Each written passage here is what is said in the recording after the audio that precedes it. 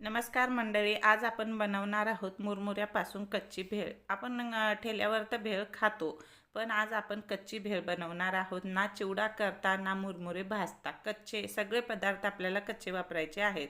जेव्हा आपल्याला 5 वाजता भूक लागते तेव्हा काहीतरी चटपटीत खावंसं वाटतं, तेव्हा ही भेळ करून खाऊ शकतो।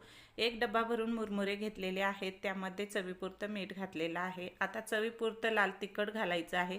हिरवी मिरचीचे तुकडे सुद्धा घालू शकता, पण मी लाल मिरची वापरलेली आहे। त्यानंतर तेल घातलेलं आहे। यामध्ये फोडणी वगैरे काहीच घालायचे नाही, सगळं कच्चं वापरायचं आहे। मुठभर असे शेंगदाणे घालायचे आहेत, छान असं मिक्स करून घ्यायचं आहे। लाल तिखट मीठ छान मुरमुऱ्याला लागेपर्यंत मिक्स करून घ्यायचं आहे। त्यानंतर 2 टोमॅटे एकदम बारीक चिरून घालायचे आहेत। 2 कांदे एकदम बारीक चिरून घालायचे आहेत। त्यानंतर खूप सारी कोथिंबीर घालायची आहे। आता आवडत असेल तर यामध्ये उकडलेली मटकी, उकडलेला बटाटा हे सुद्धा आपण टाकू शकतो, खायला अप्रतिम लागते। त्यानंतर अर्ध्या लिंबाचा रस टाकायचा आहे। आपल्या घरात जे काही अवेलेबल आहे चाट मसाला वगैरे ते सुद्धा घालू शकतो, खायला अप्रतिम लागते। नक्की एकदा अशा पद्धतीने कच्ची भेळ करून पहा।